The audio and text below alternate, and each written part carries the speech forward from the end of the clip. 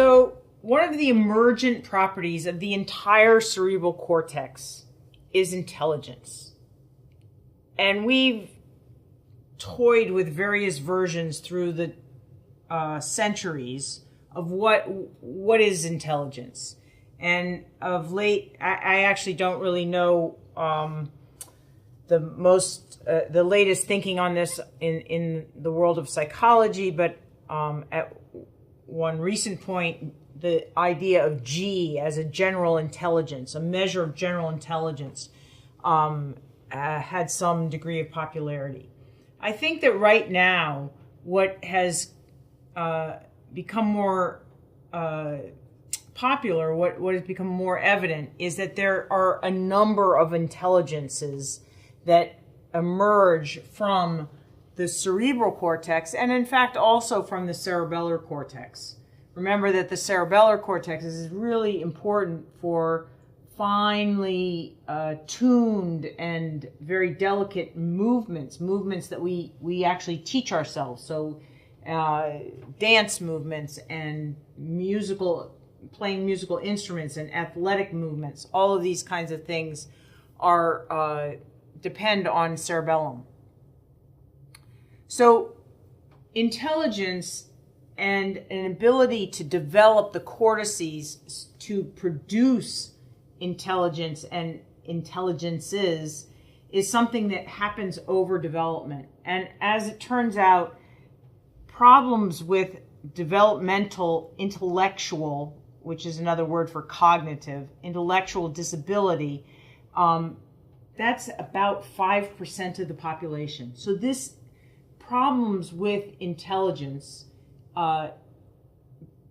affects an enormous number of people. 5% is an enormous proportion of people. Most of the diseases that we've talked about affect 1 in 100,000. So 5% of the population, that is amazing. And or that's a real large number. So what kinds of things give us intellectual disability? Well, there are inherited types of intellectual disability, such as Fragile X syndrome, Down syndrome. There are environmentally induced forms of intellectual disability, such as fetal alcohol syndrome. And there are inherited forms, genetic mutational forms that are such as phenylketonuria. So the inability to process a particular amino acid, which leads to a buildup of one amino acid, which produces an intellectual disability. And what is it about the cerebral cortex or the cerebellar cortex? What is it about it that produces intellectual disability? So at one point, people thought, oh, well, if the brain is too small or if it's too smooth, if we lose these hills and valleys, these sulci and gyri, then we've lost too much surface area and there's not enough cerebral cortex to produce intelligences and intelligent functions. But the fact is that, in fact, several of the intellectual disabilities are associated with bigger than average brains. And that's true of autism and it's true of Fragile X syndrome. So it's not one thing that leads to it. It's not too much brain or too little brain or too few neurons.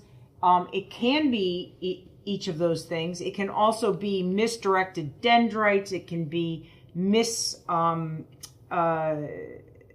synapses that don't work well, wrong connections. There are all manner of things that can go wrong in the cerebral cortex.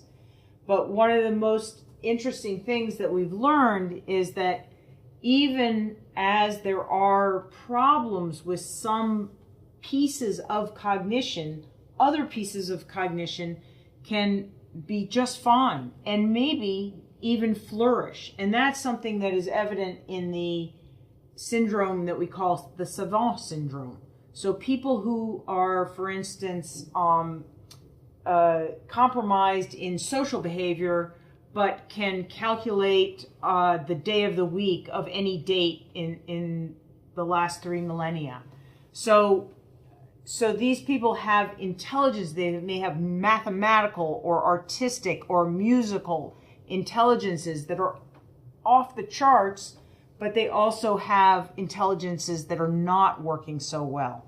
And that's, I think, probably going to be a more fruitful way to think about this. Is there one problem that underlies such loss of an intelligent function?